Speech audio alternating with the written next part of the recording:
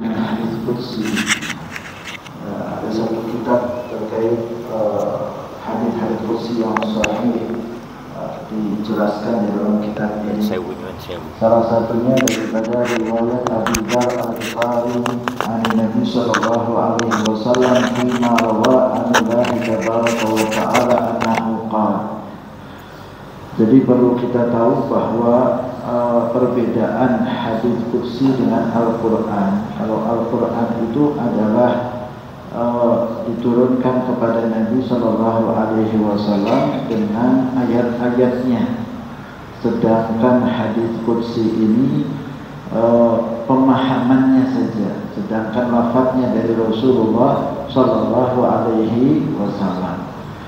Kemudian disebutkan di sini annahu qala ya ibadi inni haramtu dzulma ala nafsi wa ja'altuhu bainakum muharraman fala tadhalamu. Wahai hamba-hambaku, kata Allah Subhanahu wa taala, sesungguhnya aku Allah Subhanahu wa taala haramkan bagi diri aku sendiri, yaitu kezaliman, untuk berlaku zalim. Allah Subhanahu wa taala tidak akan berlaku zalim. Kezaliman di sini maknanya bisa berbagai macam, yaitu al-zulm bisa artinya kemusyrikan, dan juga bisa artinya sebagaimana disebutkan di dalam ayat inna syirka la zulmun azim, sesungguhnya kemusyrikan itu adalah termasuk kezaliman yang agung.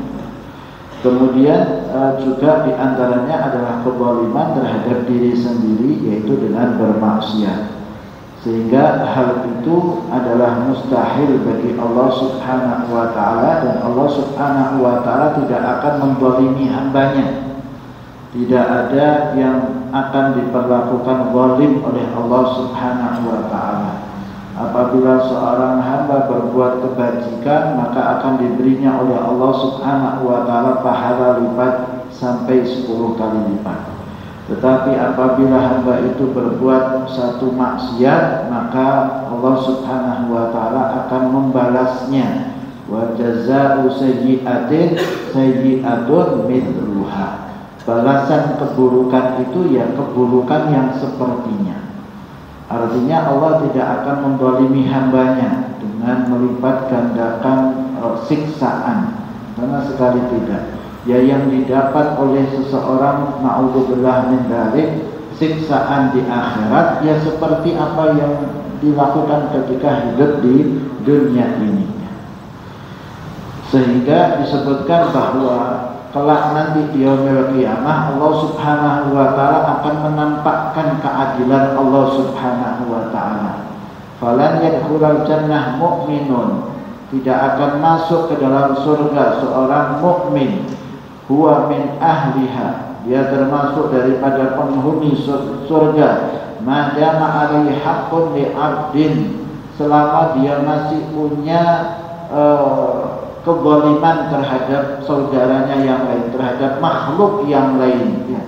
Walau kana hadzal abad min ahlin nar, walaupun yang dia zalimi itu adalah penghuni neraka, orang yang ada di neraka, tapi tetap saja Allah akan menampakkan keadilannya sehingga akan dibalas, itu pasti akan diambil walaupun dia adalah penghuni surga.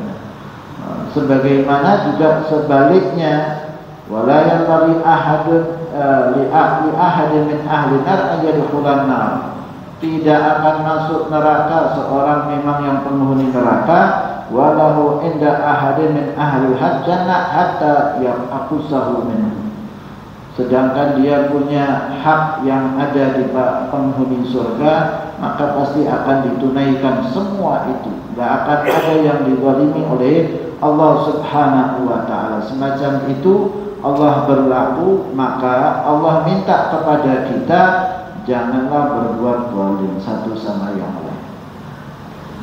Karena kezaliman itu adzulmu dzulumatun yaumal qiyamah, bahwa kezaliman itu adalah kegelapan kelak nanti di hari kiamat.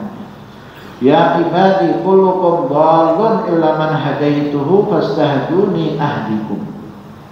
Wahai hamba-hambaku, kalian ini semuanya adalah orang-orang makhluk-makhluk yang sesat, kecuali orang-orang yang aku berikan hidayah. Fastahduni, maka mintalah hidayah kepada aku. Ahdikum, niscaya aku Allah Subhanahu wa taala akan memberikan hidayah tersebut kepadanya selama hamba itu minta. Kalau nggak minta ya nggak dikasih sama Allah Subhanahu wa taala. Ya sudah, jatahnya semacam itu yang akan diberikan oleh Allah Subhanahu wa taala, sehingga kita selalu minta di dalam surat Al-Fatihah dengan mengatakan ihdinas siratal mustaqim. Selalu kita minta kepada Allah hidayah. Kenapa? Hidayah itu nggak ada hentinya, nggak ada selesainya. Karena petunjuk Allah Subhanahu wa taala terus meningkat kepada seorang hamba. Sekarang sudah pada keadaan semacam ini. Ada sebetulnya kenikmatan di dalam ibadah. Minta sama Allah Subhanahu wa taala. Ada kenikmatan yang dirasakan oleh orang-orang yang saleh. Minta. Jangan mintanya hanya dunia saja. Jadi orang kaya, jadi pejabat, dapat dunia. Sebenarnya permintaan-permintaan ya termasuk diantaranya adalah minta hidayah dari Allah Subhanahu wa taala supaya merasakan apa yang dirasakan oleh orang-orang yang saleh. Bagaimana sih pandangan mereka orang-orang yang saleh terhadap dunia? Sesuatu yang menjijikkan dunia itu bagi mereka. Ini kan ada sesuatu.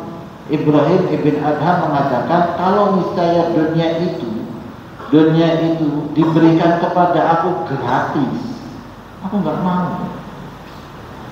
Dikasih dunia beserta isinya gratis, pemberian. Tidak, loh kenapa? Aku merasa itu jijik. Sesuatu yang menjijikkan. Begitu pula dalam riwayat ketika Rasul Shallallahu Alaihi Wasallam melewati bangkai kambing. Maka Rasul mengatakan, siapakah di antara kalian yang mau mengambil? Rasulullah, nggak ada yang mau mengambil. Ini bangkai, bau busuk. Begitulah dunia, kata Nabi Shallallahu Alaihi Wasallam. Orang melihatnya semacam itu dunia, sehingga perlu kita minta hidayah dari Allah Subhanahu wa taala atas apa yang sudah didapat oleh orang-orang yang saleh. Ya ibadi, kullukum ja'iun illa man at'amtuhu fastat'imuni ut'imukum. Allah mengatakan, wahai hamba-hambaku, kalian ini semuanya adalah lapar, kecuali orang-orang yang aku beri makan. Maka mintalah makan kepada aku. Niscaya aku Allah Subhanahu wa taala akan berikan. Pintu dibuka oleh Allah Subhanahu wa taala. Siapa yang mau minta, tinggal kitanya minta sama Allah Subhanahu wa taala. Biasanya seseorang akhirnya malas untuk minta sama Allah. Semuanya kan takdir. Termasuk takdir adalah kita doa minta sama Allah. Dalam riwayat kan disebutkan ada dua orang yang masuk surga. Yang satu dimasukkan ke dalam surga Al-Firdaus, yang satu dimasukkan sesuai dengan amalnya. Yang satu tanya ke Allah, kenapa ini amalnya sama-sama saya, tapi dia masuk dalam surga Al-Firdaus? Maka Allah katakan, dia minta surga Firdaus sama aku kok. Kamu gak pernah minta surga Al-Firdaus? Ya aku berikan sesuai dengan pahala yang kamu dapatkan. Kalau kamu minta Al-Firdaus, ya aku kasih, kata Allah Subhanahu wa taala. Artinya, siapa yang meminta kepada Allah pasti diberi oleh Allah. Sebagaimana janji Allah Subhanahu wa taala, sehingga seseorang harusnya meminta kepada Allah. Minta kepada makhluk akhirnya kecewa. Berharap kepada makhluk kecewa berat. Gak ada yang perlu diharapkan dari makhluk sama sekali. Mintanya sama Allah, berharapnya sama Allah, bergantungnya kepada Allah, nyaman hidup. Walaupun akhirnya matinya mati syahid. sepertinya nggak dikasih. Tapi itu adalah sesuatu pemberian yang besar, bakal didapat oleh orang tersebut dari Allah Subhanahu wa Ta'ala. Ya ibadi, kullukum arin illa man kasautahu tastaksuni aksukum. Wahai hamba-hambaku, sesungguhnya kalian ini semuanya telanjang, kecuali orang-orang yang aku beri pakaian, kata Allah Subhanahu wa Ta'ala, tastaksuni, mintalah pakaian kepada aku, aksukum, niscaya aku Allah Subhanahu wa Ta'ala memberikan pakaian itu kepada kalian. Sehingga janji Allah Subhanahu wa Ta'ala, dan Allah kalau berjanji pasti ditepati, dan tidak mungkin ingkar janji Allah Subhanahu wa Ta'ala kepada hamba-hambanya. Kemudian ikhwan rahimakumullah disebutkan, ya ibadi innakum tukhti'una bil laili wan nahar wa ana aghfiru dzunuba jami'ah. Wahai hamba-hambaku, sesungguhnya kalian ini melakukan dosa di siang hari maupun di malam hari. Wa ana aghfiru dzunuba jami'ah, dan aku Allah Subhanahu wa Ta'ala siap untuk mengampuni kalian semuanya. Aghfiru dzunuba jami'ah, semuanya dosa aku bisa kok, kata Allah Subhanahu wa Ta'ala, dan punya kemampuan itu. Siapa yang minta akan diberi oleh Allah Subhanahu wa Ta'ala. Sehingga disebutkan bahwa seseorang hendaknya minta pula, qul ya ibadiyalladzina asrafu ala anfusihim la taqnatu min rahmatillah innallaha yaghfiru dzunuba jami'an, semuanya bisa diampuni oleh Allah. Bagaimana Allah memperlakukan kita ini dosa, datang lagi sama Allah, minta ampunan kepada Allah, sudah diampuni oleh Allah, habis itu dosa lagi, mau minta ampunan kepada siapa? Ya minta ampunan lagi sama Allah Subhanahu wa Ta'ala. Dosanya melanggarnya sama Allah, minta ampunannya juga sama Allah Subhanahu wa Ta'ala. Mau kemana lagi? Maka kan dalam doa kita mau safar itu, fala yaghfiru dzunuba illa anta. Tidak ada yang bisa mengampuni dosa kecuali kamu. Lalu kemudian Nabi tersenyum. Sayyidina Ali tanya waktu itu, ya Rasulullah, kenapa engkau tersenyum? Aku tersenyum sebagaimana Allah tersenyum. Artinya Allah bahagia, Allah senang tahu bahwa ada hamba yang ketika berdosa melanggarnya kepada Allah, lalu minta ampunnya juga sama Allah Subhanahu wa Ta'ala. Dikisahkan di sini bahwa Dhunnun al-Misri ketika itu dia keliling-keliling, seraya mengatakan kepada orang-orang, aina qalbi man wajada qalbi, di mana hatiku, siapa yang mendapati hatiku. Dia merasa kebingungan dengan keadaan dirinya. Lalu dia pun masuk di salah satu gang yang ada, fawajada sobiyan yabki wa ummuhu tadribu. Dia dapati ada seorang anak kecil lagi menangis gara-gara dipukuli sama ibunya. Ibunya mukul dia berkali-kali. Thumma akhrajathu minad dar. Kemudian sama ibunya disuruh di luar rumah, dikeluarkan dari rumahnya. Wa aghlaqatil bab dunahu, dikunci pintu rumahnya. Faja'al sabiyal tafid yaminan wa shimalan. Anak itu kemudian toleh kanan toleh kiri dengan keadaan nangis. La yadri aina yadhhab, enggak tahu dia mau pergi kemana. Wala aina yaqsud, mau menuju kemana enggak tahu. Ya anak kecil kan yang dikenal cuma ibunya saja. Faraja ila babidar, lalu kemudian dia kembali ke pintu tersebut seraya mengatakan kepada ibunya, ya ummah, man yaftahu li albab idza aghlaqat al-babid. Wahai ibu, siapa yang buka pintu ini kalau kamu kunci ini? Saya nggak bisa buka. Wa man yudnini idza taratini, siapa yang bisa mendekatkan aku kepada kamu jika kamu mengusir aku? Wa man alladhi yudnini idza ghadibtu alayya. Siapa yang bisa menyenangkan aku kalau engkau marah sama aku? Ini anak kecilnya juga pintar ini, ngambil hati ibunya. Farahimathu ummuhu fanadarat min khilalil bab wa wajadat waladaha tajri admu ala khadai. Ibunya kasihan, dilihat dari jendela pintunya, didapati anaknya nangis dengan air mata yang mengalir. Fiturab, ya, di tanah anaknya nangis-nangis. Fafatahatul bab wa akhadhathu. Dibukanya pintu sama ibunya, dibawa masuk anaknya. Hatta wada'athu bihidriha, dia pangku anaknya. Wa ja'alat tuqabbiluhu, ibunya menyiumi daripada anaknya seraya mengatakan, ya qurrata ain, wahai anak yang menyejukkan pandangan mataku, ya azizan nafsi, wahai yang mulia dalam diriku, anta alladhi hamaltani ala nafsi, kamu ini yang menyebabkan aku ini akhirnya marah sama kamu. Pukul-pukul kamu ini sebabnya kamu sendiri, ya. Wa anta alladhi ta'arradta lima halabik, kamu yang menyebabkan akhirnya kamu dapat hukuman semacam ini. Lau kunta ata'tini lan tarqa minni makruhan, kalau sekiranya kamu itu taat sama aku, nurut sama aku, niscaya kamu tidak akan mendapati sesuatu yang tidak kamu sukai. Kejadian ini dilihat oleh Gunun al-Musri, seraya kemudian dia pun menjerit mengatakan, qad wajadtu qalbi, saya sudah dapati hati aku.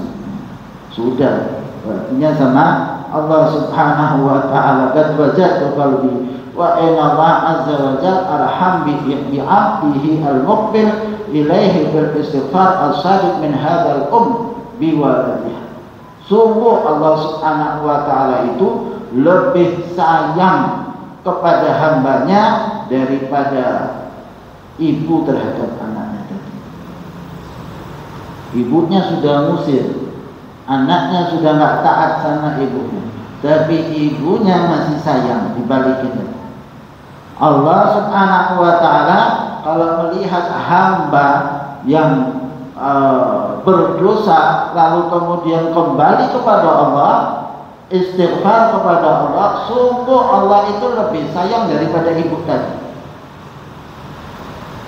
Sehingga disebutkan sayangnya Allah itu kepada hambanya digambarkan oleh Rasul Shallallahu Alaihi Wasallam seperti orang yang bepergian dalam satu tempat yang padang, lapang, di padang sahara, lalu kemudian dia bawa keledainya, bawa untanya, dan bawa makanannya di situ.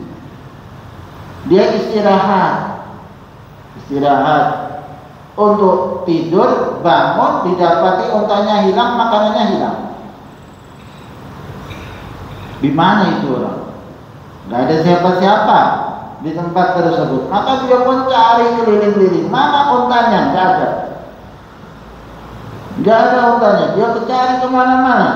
Lelah dia mencari, istirahat, tidur, bangun-bangun, untanya di depannya dia, dan bekalnya masih ada.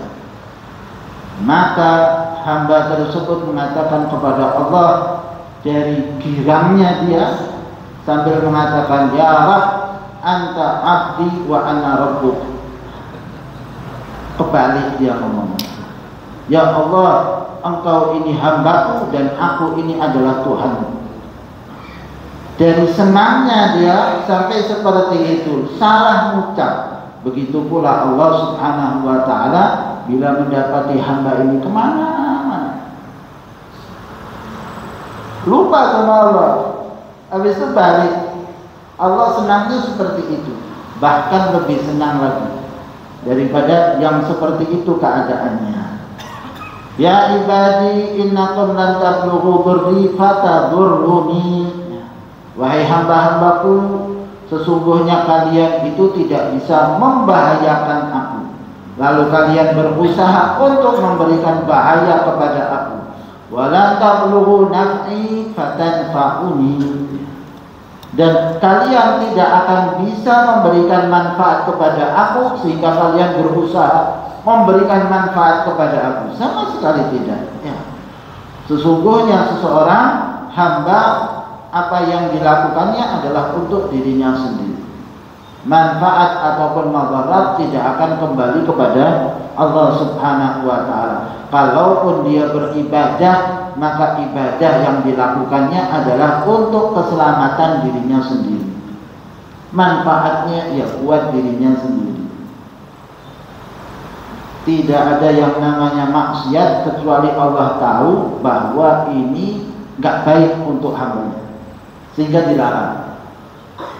Karena tidak baik untuk hambanya, maka dilarang oleh Allah Subhanahu wa ta'ala.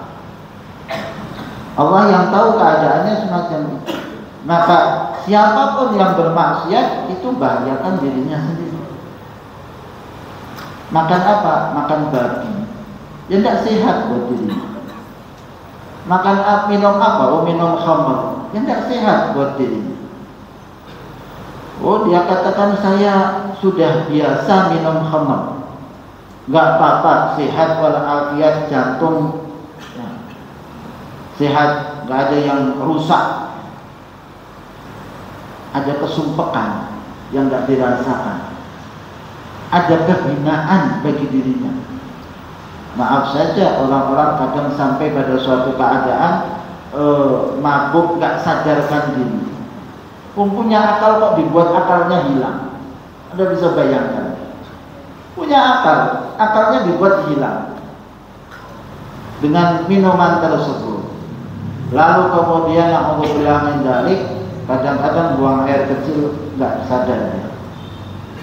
Dalam keadaan muntah, najis dirinya, hinakan dirinya sendiri, padahal dirinya adalah manusia yang dikasih akal oleh Allah Subhanahu wa ta'ala. Maka bahaya itu kembali kepada dirinya sendiri. Walanta belum nafsi. Adapun ketaatan itu adalah untuk keselamatan dirinya sendiri, untuk kebaikannya dirinya sendiri, bukan untuk Allah Subhanahu wa ta'ala. Dia ibadah sehat, sholat orang sehat, puasa sehat, haji sehat, zakat dia keluarkan hartanya, terjaga hartanya, dia berikan kepada orang lain sedekah, senang kok, hatinya itu jadi lapang. Siapa yang ingin apa istilahnya luluh hatinya, tidak keras hatinya, maka pegang kepala anak yatim, bantu anak yatim, itu luluhkan hatinya yang tadinya dalam keadaan keras. Artinya manfaat yang didapat itu pasti kepada dirinya sendiri dari suatu ketaatan. Ya ibadi, ana law anna awwalakum wa akhirakum wa insakum wa jinnakum kanu ala atqa qalbi rajulin wahidin minkum ma zada dzalika fil mulki syai'a. Dijelaskan oleh Allah Subhanahu wa ta'ala dalam hadis ini, wahai hamba-hambaku, kalau sekiranya manusia, jin, semuanya yang awal maupun yang akhir itu berada pada suatu keadaan orang yang paling takwa di antara kalian, maka sesungguhnya itu tidak akan menambah kerajaan aku sedikit pun. Kalau misalnya semuanya seperti Rasulullah SAW takwanya, maka sungguh tidak tambah kok kerajaan Allah Subhanahu wa ta'ala. Begitu pula sebaliknya, ya ibadi law anna awwalakum wa akhirakum wa insakum wa jinnakum kanu ala afjari qalbi rajulin wahidin minkum ma naqasa dzalika min mulki syai'a. Wahai hamba-hambaku, sekiranya orang-orang yang awal, akhir, manusia, jinnya berada pada suatu keadaan orang yang paling buruk keadaannya, paling jahat, semuanya na'udzubillah seperti iblis, maka Allah katakan enggak berkurang kerajaan aku sama sekali, ada yang kurang. Ini semuanya untuk kalian sendiri. Allah mau tampakkan, ada yang taat, ada yang maksiat. Wah, itu rahasia Allah yang luar biasa. Sehingga orang yang taat jangan suudzon sama yang maksiat. Loh, kenapa? Dibalik bisa. Dibalik itu bisa. Yang satu yang taat jadi maksiat, yang maksiat jadi taat, mudah sekali. Dan sudah ada contoh-contohnya. Ada yang maksiat luar biasa, dirubah hanya dalam waktu sekejap jadi orang yang taat. Ada kok. Dan ada orang yang taat dirubah oleh Allah jadi maksiat, sudah ada. Maka jangan seseorang ketika sudah punya ketaatan merasa dirinya, seperti kisah Syekh Abdul Qadir Al-Jailani. Syekh Abdul Qadir Al-Jailani waktu itu jalan bersama dengan rombongannya mendapati seorang peminum khamr sampai buang air kecil di tempatnya. Lalu kemudian tanya kepada Syekh Abdul Qadir Al-Jailani, Allahu qadirun, Allah itu mampu enggak? Kata Syekh Abdul Qadir Al-Jailani dalam keadaan senyum mengatakan Allahu qadirun. Tanya lagi yang kedua, Allahu qadirun. Maka kemudian Syekh Abdul Qadir Al-Jailani masih senyum seraya mengatakan Allahu qadirun. Yang ketiga kemudian tanya lagi, Allahu qadirun, Allah maha mampu. Lalu kemudian Syekh Abdul Qadir Al-Jailani menangis seraya mengatakan Allahu qadirun, Allahu qadirun, Allahu qadirun, Allah mampu, Allah mampu. Kata Syekh Abdul Qadir Al-Jailani sama murid-muridnya, bawa itu orang masuk, bawa pesantrennya, dan dipernahkan orang tersebut. Murid-muridnya nggak paham, tanya, nah, tadi ngomong apa sih? Cuma ngomong Allah mampu, Allah mampu, Allah mampu. Maka dikatakan Syekh Abdul Qadir Jailani, pertama dia tanya sama saya, apakah Allah mampu untuk mengampuni dosa-dosa saya? Saya keadaannya seperti ini. Mampu nggak Allah mengampuni dosa saya? Maka saya senyum dan saya katakan Allah mampu. Yang kedua kalinya dia tanya, apakah Allah mampu jadikan saya seperti kamu, wahai Syekh? Diampuni dosanya jadi saya seperti kamu, bisa nggak? Kata Syekh Abdul Qadir Jailani dalam keadaan tersenyum, mampu. Saya mampu, Allah mampu untuk melakukan semacam ini. Yang ketiga kalinya dia tanya, apakah Allah mampu untuk jadikan engkau, wahai Syekh Abdul Qadir Jailani, seperti aku? Mampu nggak Allah jadikan kamu, Syekh Abdul Qadir Jailani, seorang aulia Allah, untuk jadi seperti aku keadaan kayak gini? Nangis Syekh Abdul Qadir Jailani. Dia mampu. Kekuasaan Allah bisa berbuat apapun pada makhluk-makhluknya. Sehingga seorang yang berbuat dosa hendaknya punya husnudzon kepada Allah, dan orang yang taat kepada Allah jangan merasa dirinya sombong. Itu semuanya takdirnya Allah, taufiknya Allah. Allah yang berikan sehingga bisa taat, bisa beribadah, dan selalu husnudzon kepada hamba-hamba Allah Subhanahu wa ta'ala. Ya ibadi, law anna awwalakum wa akhirakum wa insakum wa jinnakum qamu fi sa'idin wahidin fasa'aluni fa'ataitu kulla wahidin mas'alatahu ma naqasa dzalika mimma indi illa kama yanqusul masyatu idza udkhilal bahr. Wahai hamba-hambaku, manusianya, jinnya, semuanya kalau berada pada satu lembah dan mereka semuanya minta kepada aku, maka Allah katakan kepada hamba tersebut, lalu semuanya aku beri. Semuanya minta dan aku kasih permintaan sesuai dengan apa yang mereka minta semua. Maka tidak ada yang berkurang dari kerajaan aku kecuali seperti jarum dimasukkan ke dalam lautan, diangkat lagi. Berapa air yang terkena di jarum itu? Sangat sedikit dibandingkan dengan lautan. Artinya nggak ada yang kurang dari kerajaannya Allah. Setelah semua minta kepada Allah dan semuanya dikasih sama Allah.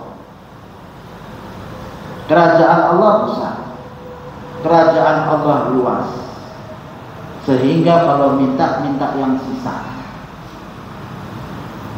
Jangan minta 200 meter tanah, minta lapangan besar, lapangan sepak bola. Pengen rumah yang begitu, pengen istana surga, surga yang besar, surga yang tinggi, surga yang luas bersama dengan Rasulullah Shallallahu Alaihi Wasallam. Minta semacam itu, apapun, sering-seringlah minta kepada Allah. Nikmat orang yang minta kepada Allah Subhanahu Wa Taala, berharap kepada Allah Subhanahu Wa Taala karena ada sesuatu. Tidaklah seorang hamba berdoa kecuali Allah pasti ingin memberinya, sehingga dilewatkannya lewat doa. Ya sudah, mintalah apa saja kepada Allah Subhanahu Wa Taala. Ada seorang wanita ya datang sama Rasul Sallallahu Alaihi Wasallam mengatakan, ya Rasulullah, saya ini kalau doa ya cuma satu doa saya nggak bisa doa seperti doa engkau wahai Rasul Sallallahu Alaihi Wasallam, yang doanya luar biasa ya. Kalau mengungkapkan kata-kata doanya itu sangat indah. Maka kemudian Rasul tanya, lah kamu doanya apa? Saya doanya cuma Rabbana atina fid dunya hasanah wa fil akhirati hasanah wa qina adzabannar. Masuk surga jauh daripada api neraka. Kata Nabi SAW, ya doanya saya ya berputar-putar di situ. Doanya saya putar-putar di situ. Akhirnya ya juga minta surga, akhirnya ya juga minta jauh daripada api neraka. Maka kan kalau kita doa, di antara doanya Allahumma inni as'aluka ma sa'alaka minhu abduka wa nabiyuka Muhammadun sallallahu alaihi wasallam wa ibaduka salih. Ya Allah, saya minta doa sebagaimana apa yang diminta oleh Rasulullah sallallahu alaihi wasallam dan hamba-hambamu yang saleh. Minta, gabungkan dengan mereka, karena kita nggak bisa minta-minta. Disuruh minta ya mintanya surga al-firdaus, minta apa lagi ya? Terus nggak ngerti. Entah bisa. Pemikirannya sudah nggak bisa lagi nambah lagi. Apa? Ya minta apa yang diminta oleh Rasul Sallallahu Alaihi Wasallam dan hamba-hamba yang saleh, kita mintakan pula seperti apa yang mereka minta. Kemudian disebutkan, ya ibadi innama hiya a'malukum uhsiha lakum. Wahai hamba-hamba, sesungguhnya ini semuanya kan amal-amal kalian. Aku Allah Subhanahu Wa Taala hanya menghitungnya saja buat kalian. Yang beramal ya kalian sendiri. Yang baik ya dapatnya baik.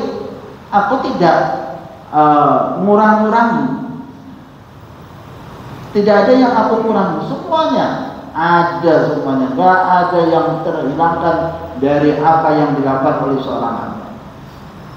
Ya ibadi, innama ya a'malukum uhsiha lakum tsumma uwaffikum iyyaha. Kemudian aku berikan balasannya. Jadi yang seseorang dapatnya nanti surganya sekian, jangan minta lebih. Nah, ya ini kan amalnya kalian. Mau lebih, sekarang nambahnya. Jangan ngambil kebajikannya orang lain. Ngapain ngambil punyanya orang lain? Ya Allah, kenapa fulan kok tinggi sekali surganya? Saya minta seperti dia. Lah yang amal enggak seperti dia. Berbuat taat enggak seperti orang tersebut. Semuanya ya, masuk surga itu atas rahmatnya Allah Subhanahu Wa Taala. Tingkatannya di surga sesuai dengan amalnya masing-masing. Jadi seperti itu. Masuknya surga memang rahmatnya Allah, tapi kemudian ketika tingkatan-tingkatan surganya sesuai dengan amal yang dikerjakan oleh hamba-hamba tersebut. Uwafikum iyaha faman wajada khairan falyahmadillah. Barang siapa mendapati kebaikan di dalam amalnya, di dalam pahalanya, maka hendaknya dia memuji kepada Allah, karena Allah yang kasih taufik, Allah yang kasih hidayah, sehingga bisa melakukan ketaatan dan kemudian diberikan balasan oleh Allah Subhanahu wa taala. Wa man wajada ghaira dzalik fala yalumanna illa nafsah. Sedangkan siapa yang mendapati selain itu, maka jangan menyalahkan kecuali dirinya sendiri. Lihat hadis qudsinya, Allah katakan di dalam hadis qudsi tersebut, faman wajada khairan, siapa yang mendapati kebaikan. Tapi selanjutnya Allah tidak mengatakan waman wajada syarran. Allah katakan waman wajada ghaira dzalik.